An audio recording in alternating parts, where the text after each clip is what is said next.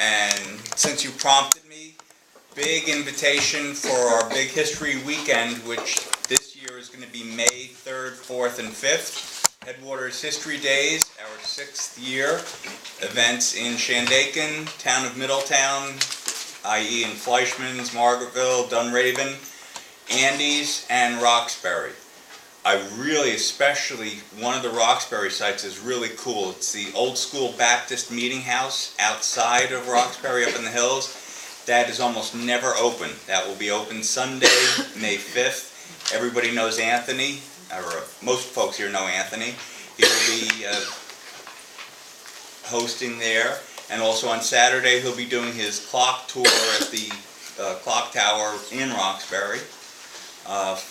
Fleischman's, we have a concert Friday night. Margaretville, there's a talk Saturday afternoon. Just a lot going on. Go to headwatershistorydays.org or on Facebook to find more information. That's the end of my plug. Sounds great. Thank you for sharing that with us. So I've always been a history buff since I was a little kid.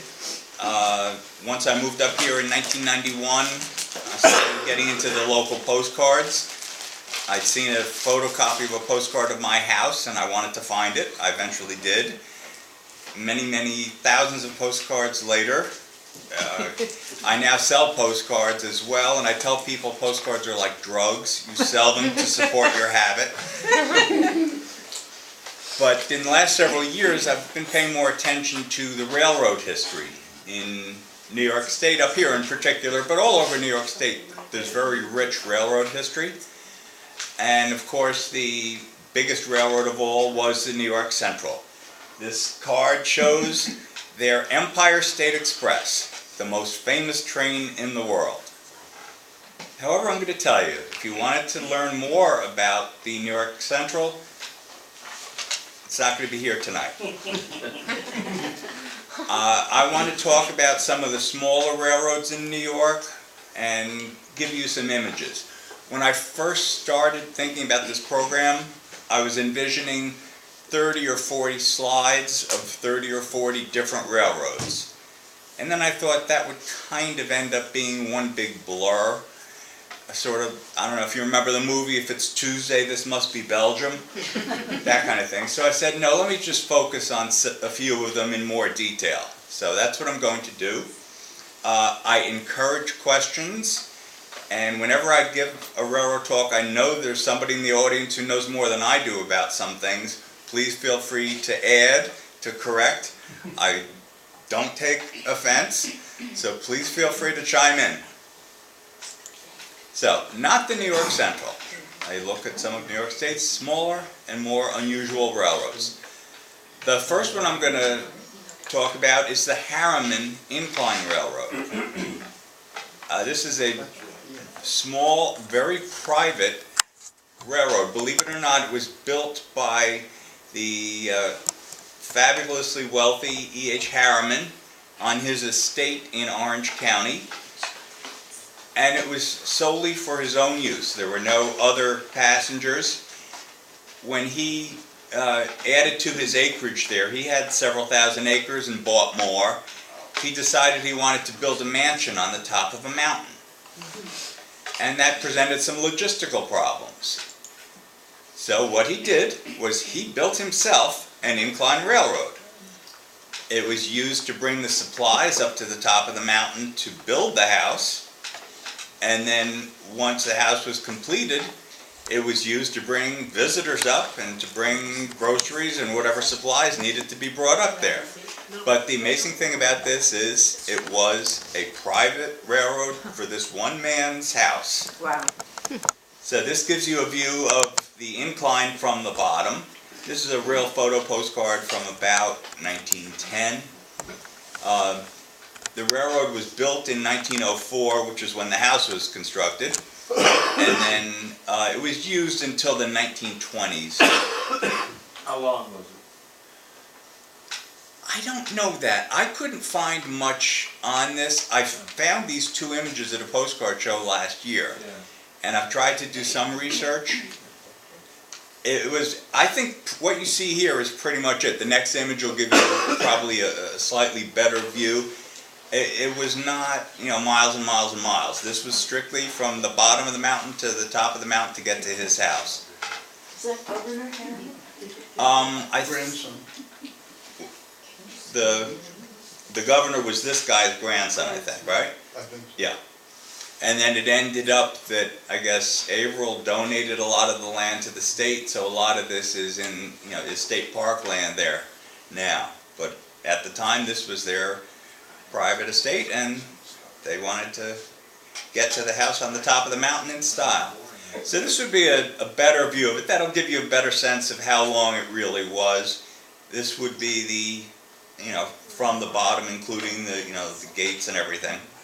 So just a nice view. There's apparently a young student down in Orange County who's been researching this. This 16-year-old kid has been giving talks at historical societies and such. I didn't manage to catch one. I only found out about it later. So there's a lot of information out there. He apparently has hundreds of images of it. So I want to get some more. But anyway, that's the Harriman Railroad, and the amazing thing there was that it was a private railroad just for this one man. What did it terminate at the bottom? Was it at a river or? No, just like the Just entry entering the gate road? to the property, yeah. I mean, so somebody would either drive up or earlier on, maybe even by horse, get there, and then, they'd load the supplies on this thing and then take it up. Have a schedule for it? I want to go up now. Yeah. I want to come down now. You probably rang a buzzer and said, okay. Think private elevator. Did it run forwards and backwards, or did it have a turntable at the top? I'll show you better on this next railway, the way the inclines work. It's a different technology than, the railroads that we're familiar with that have an engine and cars and the engine has to turn around. With the incline, basically, you have two cars and they're counterbalanced. So as one rises, the other lowers, and it's done by a cable that joins them. I think that was a capstan railroad though, with a rope kind of pulled you. Just wound it around bigger. Well, wound it around a drum. So now this will give you a sense of another incline railway, the Mount Beacon Railway, and this was very different. This was built specifically for tourists. This was built to be a tourist attraction. People were intended to take the Dayline boat up the Hudson from New York City, get off at Newburgh, take the boat across to Fishkill, or to Beacon. You would then take a trolley to the foot of the mountain, and then you would take this amazing incline railroad up. So this gives you a good view from the bottom all the way to the top from a distance. This would be a closer view of the buildings at the bottom where you would get on board. Now, here's what we're talking about. So you'd have two cars that were kind of counterbalanced, and they were, of course, at a steep incline, because a regular railroad can't manage more than about a 3% grade. So that to go up a really steep hill like this, you had to have this totally different technology. So right in the middle is where the cars would be passing. I'm not sure on the Beacon. I know for the Otis incline at Haynes Falls, it was basically one track, and just right at the middle where the two cars would pass, they expanded to the double track so that they could pass each other, and then went back to single track. So this gives you a sense of how those cars looked. They'd be open to the air. I mean, these are basically summer and early fall. You wouldn't be taking this thing in the winter. And notice how steeply raked it is, and the seats have to be built special because of that, the steep angle. You can still see where that was on Mount Beacon. There's actually a move afoot to try to rebuild this. They've been trying to get some grants and raise some money. I don't think they've gotten terribly far, but they are trying. So it was built in 1904. The very first year it had 60,000 paying passengers. A few years after that, they were up to 100,000. So somebody had done their homework and said, oh, this could really work. And one car is specific for down and one for up. It doesn't turn around and come back. Yeah, I think it does. I think it just, you fill it, The and it comes seats back would be down. wrong. They flip them. I don't know if you remember the old commuter cars? Yeah. They used to flip the cars. Yeah. Flip the seats when you got to the other end. I'm Or not- you could do like they did in Amtrak last week. I came I don't backwards even think so, 107 because miles here an you hour. see both cars, they're facing forward. So I don't think that they did flip them. I think, Yeah, you you know, just the face one downhill car both ways. would come down and then go back up, and, Yeah, they just face yeah, backwards. they just Watch stayed the that view. way, and You watched the view as you went up, and you watched the view as you came down. so it closed in 1978, so it had a pretty long run, you know, 74 years. Just- And then there was a very nasty bit of arson, and it was burned in 1982. I think they 1983. Here, They did for a little while. yeah, that's, I remember. Yeah.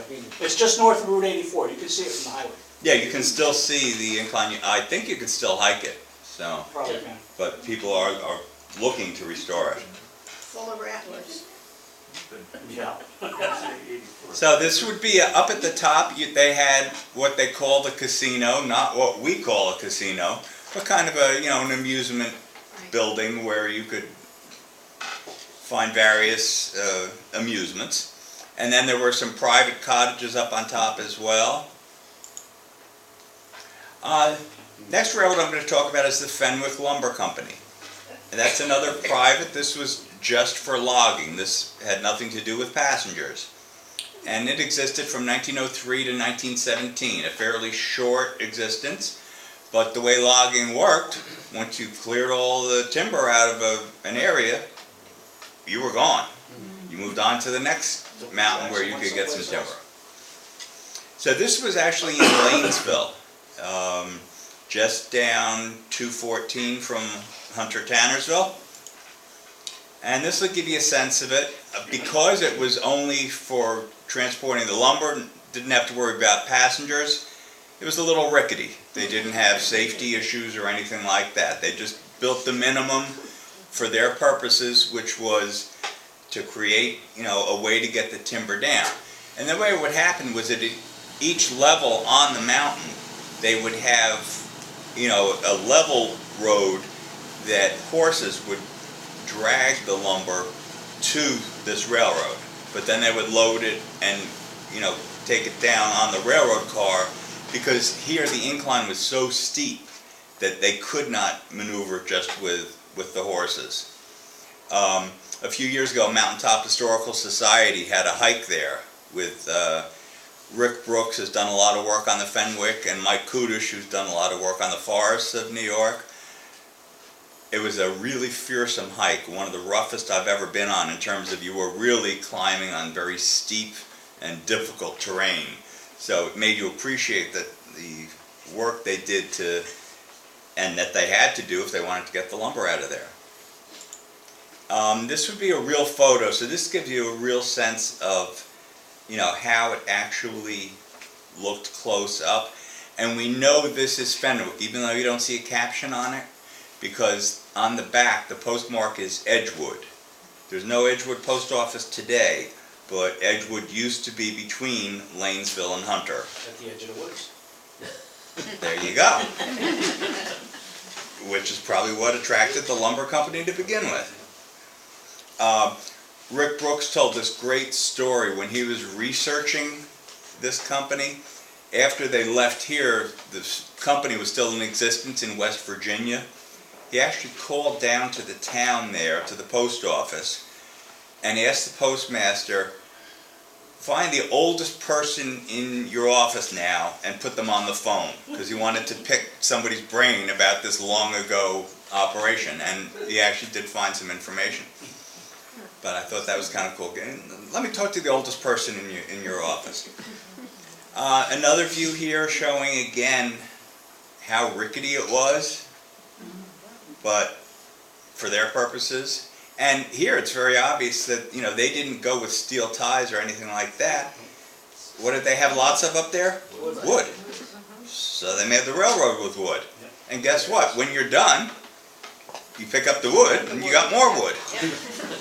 sell it. I think it was Mike Kudish, but at the mountaintop at one point, those parallels that gird the mountain, they had logs like that with a strap of steel just nailed to them. Mhm. And actually using those as Yeah. horse-drawn trains to come across with the logs. Yeah, right, they would use the horses as well. So that's not that much to say on the Fenwick, just about the amazing engineering, but the reason they did this is because by that time, by the early 1900s, all the easy logging had been done. Anywhere that you could get to easily by train or by road had been pretty much cleared. So they had to go after, the bigger timber further up, and that meant a solution like this to be able to bring it down. There's still remnants of the sawmill at the bottom, foundation, so there's a lot there still. Now we're going to get a little more local. Let's talk about the Middleburg and Schoharie Railroad. Pretty long existence, actually, from 1868 to 1936. And this, as long-lived as it was, it's a pretty small railroad. There were two separate companies. The one was the Schoharie Valley that ran from Schoharie Junction to Schoharie. And I believe that came first, and it actually lasted later. And then the people in Middleburg said, hey, all we've got to do is build from Middleburg to Schoharie to hook up with that, and we have access to the main line out of Albany. So they chartered a separate railroad just to connect Middleburg and Schoharie. Each one of these is less than 5 miles. So the Middleburg and Schoharie was about 5, and the Schoharie Valley was about 5. But once they had those in, and that's by the late 1860s, which is the absolute heyday of railroading, that's right when the Golden Spike was driven and we finally had a transcontinental railroad. Railroads are booming everywhere. Unfortunately, a lot of people who invested in them lost money, and then you get other investors who would come in and buy them up at pennies on the dollar. So that's why some tycoons made a lot of money on the railroads, and a lot of people lost a lot of money. And unfortunately around here, a lot of the towns lost money too, because when a railroad was first proposed, most towns were on board. They wanted this link to the outside world. And so I know one really good example is Harpersfield. They invested in what had been the Rondout and Oswego, then was the Kingston and Syracuse, was ultimately the Ulster and Delaware, believing that it was going to come from Stamford up to Harpersfield. And they sunk a lot of money into it. The railroad got as far as Stamford and stopped for about 15 years. When it started again, it went a different way.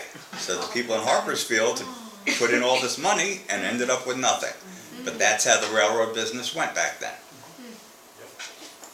So this is, I don't have too many shots of this, but it's just a neat little railroad, and because it's local, and the amazing thing is that, the short distance, that you had a railroad that sum total of their track mileage was 5 miles. But that was 5 miles, you didn't have to go in the mud. And it was supposed to go to Brankeby because there's a postcard that has a picture of the railroad drawn in. Fake news.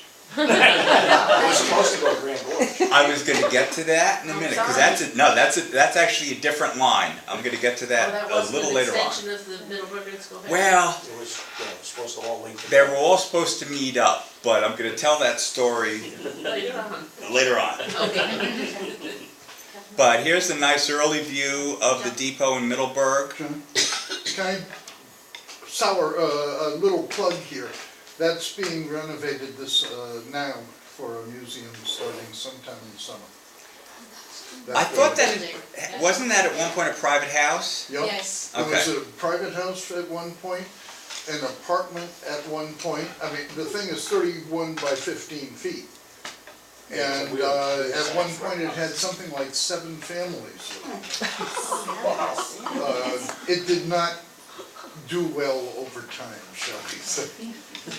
But it's been moved to Middleburg town property, and we're making a museum Where out of it. Right across the street Across from from the the town town building. You go up Railroad Avenue. Kind of You know where the side street is where Railroad Avenue is? Do you know where Napa is? Yeah. You know where the roller skating rink is?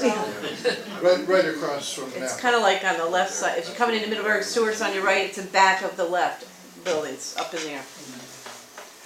A couple of noteworthy things about this railroad. First of all, the railroads, of course, the idea was freight. One of the major freight items for this tiny railroad was, what's the big crop in Hops. Schoharie County? Hops. And They at did that very point, well with the hops. They did so well, in fact, that they are known to this day for having cheap passenger fares. And they could do that because they were making a lot of money on the hops. So in the history books, everybody says their passenger fares were low because of that. So this is the earlier view of the Middleburg station. This is a slightly later one. You can see they've added on to it. And I'm glad to hear that it's being renovated and saved, because we've lost so many of the the depots around here that to have one that's actually being cared for is a good thing. Anything else I want to say on that? So this line lasted from 1868 to 1936 was the last train here. Its sister line, the Schoharie Valley, lasted a little longer till 1942. Another interesting thing, again, on paper they were two separate entities, but in reality they weren't, because they shared personnel, they shared equipment. Hey, you need an engine today, hey, you need this kind of freight car. So they worked in tandem, even though on paper they were two different companies. Well, they both wound up leased by the Delaware and Hudson anyway. Sometime around 1910, they were both put under lease. Just like the Waynesburg and Schenectady. But even before that, from what I understand, they were always, They always worked together. always working The together. right-of-way was owned singly. So he made money. The right-of-way, where the track was owned or leased from one family. And some remnants and some history are at the Schoharie Valley Railroad Complex in Schoharie. Sorry for the poor image here, but I just wanted to give a plug to another museum and exhibits worth seeing. All right, I'm going to talk briefly about the Cherry Valley branch of the Albany and Susquehanna, which was later the Delaware and Hudson. This was a 21-mile spur that lasted from 1870 to 1956. It started out, the Albany and Susquehanna was building from Albany towards Binghamton, where it aimed to meet up with the Erie Railroad. They got to Cobleskill and then to Sydney, and it took them a while, but by the late 1860s, they make it to Erie. They immediately get what we today would call a hostile takeover bid. Jay Gould, who had made a lot of money with a lot of his railroad shenanigans, the kind of thing I was just telling you, buying something for pennies on the dollar, and he wanted to take over the Albany and Susquehanna. And the Albany and Susquehanna did not want to be taken over. This book has amazing account of what happened. There was basically a railroad war in our area of upstate New York, complete with trainloads of armed thugs going up and down the line between Erie and Albany. And the governor and the National Guard. Taking over stations. They would take over a station, throw out the station agent, and put in their side station agent. There were a few times when the opposing gangs of thugs met up, and there were some bloody battles. I don't think anybody was killed, but it was pretty rough and bloody. The governor... The tunnel was really quite a battle down there at Belleville. The governor ended up declaring that the area was in a state of insurrection and sent in the National Guard. This is all over a railroad issue. Jay Gould trying to take over the Albany and Susquehanna. So the governor sends in the troops. They